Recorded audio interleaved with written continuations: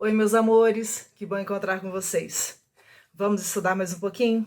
Estamos na segunda parte de O Livro dos Espíritos, que tem como título Do Mundo Espírita ou Mundo dos Espíritos. Estamos no capítulo 4 da Pluralidade das Existências e estamos na seção do texto que tem como título Parecenças, Semelhanças, Parecenças Físicas e Morais. Nós deixamos para hoje a última questão dessa sessão, porque ela tem uma resposta um pouquinho extensa, ela é acompanhada de uma nota um pouquinho mais detalhada, então nós entendemos por bem trabalhar só com essa questão hoje. Questão 217. Só para lembrar antes, na 216, a questão girava em torno da possibilidade de uma existência para outra nós apresentarmos semelhanças morais. Antes tinha sido questionado se seria possível, né, numa nova experiência reencarnatória, de uma nova existência, o espírito conservar traços do caráter moral das suas existências anteriores. E aí os espíritos comentaram que sim, que é possível, até porque nós continuamos numa sequência, existem elementos que são mantidos. Mas agora a pergunta tem relação com a questão física. É muito semelhante a 216, mas foca no ponto físico. E o que Kardec pergunta para os espíritos é o seguinte: e do caráter físico de suas existências pretéritas, conserva o espírito traços nas suas existências posteriores? Vamos entender. O que Kardec está querendo saber? Já que hoje eu posso apresentar nesta existência que eu recebi o nome de Rogéria, já que eu posso apresentar aqui características, né, morais semelhantes às que eu tinha nas outras existências, será que eu posso também apresentar características físicas que sejam semelhantes? É possível que, vamos viajar aqui, né? É possível que nesta existência a minha forma física, talvez o meu rosto, vamos pensar em coisas desse tipo, possa ser o mesmo de uma existência, talvez de 200, 300 anos atrás? É só para a gente ilustrar um pouquinho a questão. E os espíritos trazem uma resposta linda e detalhada. Eles colocam o seguinte: o novo corpo que ele toma nenhuma relação tem com o que foi anteriormente destruído. Ou seja, aquele corpo que eu tinha há 200, 300 anos atrás, vamos imaginar assim, há 200 anos atrás, ele foi destruído. Esse corpo aqui não tem relação nenhuma com aquele corpo que deixou de existir lá atrás. O que significa que não existe essa possibilidade, por exemplo, de se aproveitar a mesma matéria que foi usada para compor aquele corpo e hoje essa matéria está sendo retomada, aquele conjuntinho de matéria específica está sendo retomado para construir este corpo aqui. Isso daí é viagem, não existe essa possibilidade. Mas eles seguem. Entretanto, o espírito se reflete no corpo. Sem dúvida que o corpo, é unicamente matéria. Porém, nada obstante, se modela pelas capacidades do espírito, que lhe imprime certo cunho, que lhe imprime certa característica, sobretudo ao rosto, pelo que é verdadeiro dizer-se que os olhos são o espelho da alma, isto é, que o semblante do indivíduo lhe reflete de modo particular a alma.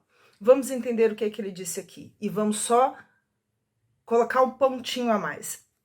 Quando os espíritos dizem para Kardec, né, que o espírito se reflete no corpo, que apesar do corpo ser simplesmente matéria, o espírito, aliás, o corpo vai ser modelado pelas, aqui ele fala características, né, mas vamos colocar assim, pelas vontades, pelas possibilidades de reflexo das características daquele espírito, é mais ou menos dentro desse entendimento. O que é que a gente vai entender dentro desse ponto de forma mais ampla? Eu, Rogéria Espírito, vou imprimir, vamos dizer assim, né? Vou modelar o meu perispírito, o meu corpo espiritual, com as características que eu trago em mim. Daí a gente percebe, por exemplo, né, a doçura ou a dureza, o equilíbrio ou a agressividade, que se refletem às vezes na expressão física, né, vamos dizer assim, das criaturas. E a gente precisa lembrar que esse meu perispírito, que reflete diretamente as minhas características, esse meu perispírito, ele é a forma que vai dar forma ao corpo físico. Então eu posso, enquanto espírito, eu posso. Não significa que aconteça todas as vezes e ele vai explicar isso melhor. Pode acontecer de eu, Rogéria, pelas marcas, pelas características, que através do pensamento, que através da minha conduta, que através da minha evolução, eu imprima ao meu perispírito, possa fazer com que essas questões sejam também refletidas no corpo físico que vai ser construído numa próxima vida ou que tenha sido construído para essa vida. Só para a gente deixar muito clara essa situação colocada aqui por eles, essa hipótese colocada aqui por eles. Mas vai um pouco mais além essa questão. E é interessante a abordagem que eles fazem, porque eles continuam respondendo assim. Assim é que uma pessoa excessivamente feia fisicamente, quando nela habita um espírito bom, criterioso, humanitário, tem qualquer coisa que agrada, ao passo que há rostos belíssimos que nenhuma impressão te causam, que chegam até a inspirar-te repulsão. É assim que a gente vê às vezes pessoas que não são fisicamente bonitas, mas que a gente olha para elas e parece que algo encanta naquelas criaturas, porque a alma que veste aquele corpo naquela circunstância, né, naquela existência, é uma alma que é bela, é um espírito que já conseguiu trabalhar em si tantas virtudes que ele, vamos dizer assim, né, transmite, ele passa essa beleza da alma e a gente consegue sentir essa presença. São algumas questões que eles estão colocando aqui. Mas aí ainda de outra forma. Poderia supor que somente corpos bem moldados servem de envoltório aos mais perfeitos espíritos. Ou seja, a gente até poderia pensar que espíritos superiores só utilizariam corpos belíssimos. O que eles estão supondo aqui é essa questão. Mas ele completa ainda. Quando o certo é que todos os dias deparas com homens de bem sob o exterior disforme. Muitas vezes a gente vê criaturas extremamente boas, moralmente elevadas, em corpos que não são tão agradáveis. E isso é tão interessante que, se a gente olhar, né, a própria literatura traz pra gente alguns reflexos desse tipo de entendimento. E quando a gente pega, brincando aqui, né, os filmes infantis, os desenhos infantis, a gente tem alguns exemplos nesse sentido. Quando a gente olha a história da Bela e a Fera é feia, é repulsiva, assusta, agride, mas o mal mesmo é aquele cara todo bonitão lá da vila. A mesma coisa a gente vê na história do Corcunda de Notre Dame. Aquele que era o deformado, né, quando a gente lembra dos desenhos, por exemplo, aquele que apresentava toda uma série de deformidade física era aquele que era mais puro de sentimentos, o que significa que não necessariamente os corpos disformes, com algum tipo de limitação, com fragilidades das mais variadas formas, sejam destinados simplesmente a espíritos inferiores. E eles seguem ainda. Sem que haja pronunciada parecença, sem que exista, né, uma semelhança pronunciada, a semelhança dos gostos e das inclinações pode, portanto, dar lugar ao que se chama um ar de família.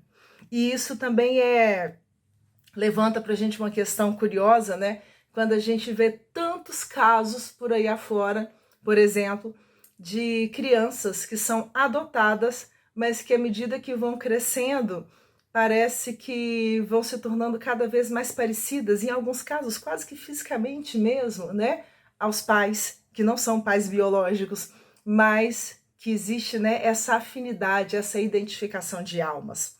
E aí Allan Kardec coloca uma nota a essa questão. Nenhuma relação essencial, guardando o corpo que a alma toma numa encarnação, com o de que se revestiu em encarnação anterior, visto que aquele lhe pode vir de procedência muito diversa da deste, fora absurdo pretender-se que numa série de existências haja uma semelhança que é inteiramente fortuita. O que significa que é loucura a gente pensar, né, tirando essa questão da impressão que o espírito pode dar àquele corpo que é animado agora e que, num certo sentido, pode ser semelhante à impressão que aquele mesmo espírito deu a outros corpos lá para trás, mas do ponto de vista físico-biológico, não existe lógica em que se pensar que exista alguma relação entre esse corpo daqui e os outros corpos que eu habitei em outras existências. Allan Kardec continua na nota.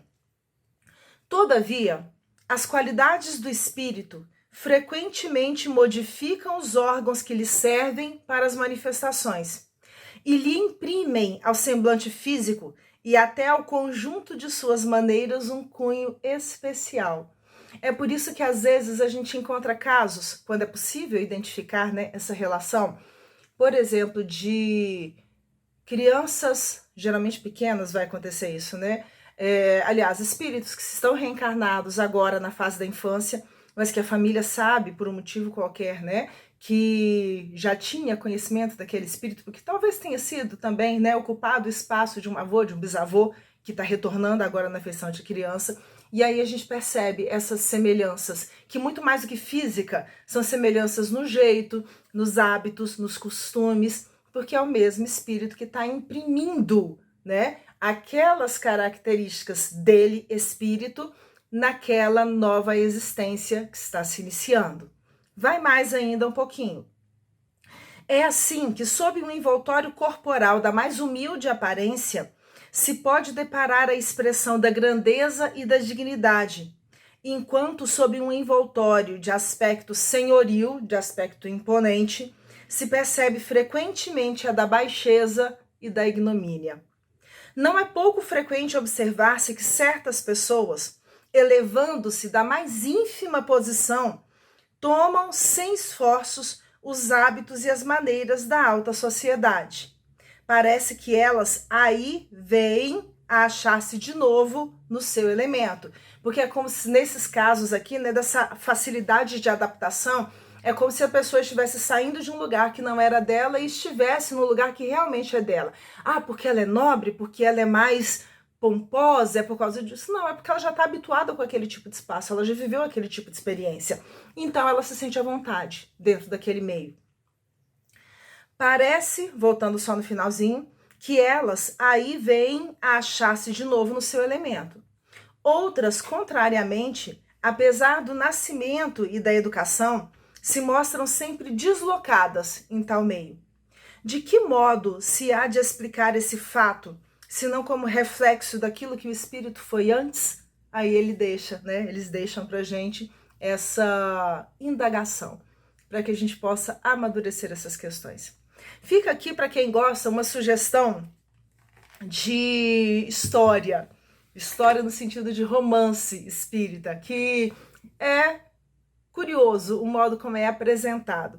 Existe um livro espírita já um pouquinho antigo, né, que se chama A Mansão Renoir, e apresenta exatamente algumas questões em torno disso. Uma jovem que é filha de funcionários de uma família nobre, que tem, na história, né, exatamente a mesma forma física de um antepassado mais nobre, né, de uma mulher, uma antepassada daquela família, e que se sente muito mais à vontade no meio nobre do que a filha mesmo dessa família rica, que não se sente muito confortável dentro daquele tipo de ambiente. É uma história bonita, uma história leve, que dá para ler com tranquilidade e muito interessante. Foi escrita pelo espírito Alfredo, através da mediunidade da Dolores Bacelar. Só uma sugestão de leitura. Nós encerramos com essa questão, essa seção do texto, e na nossa próxima conversa nós vamos tratar da última parte desse capítulo, que traz as questões em torno das ideias inatas. Hoje nós ficamos por aqui. Um beijo grande para vocês. Fiquem com Deus.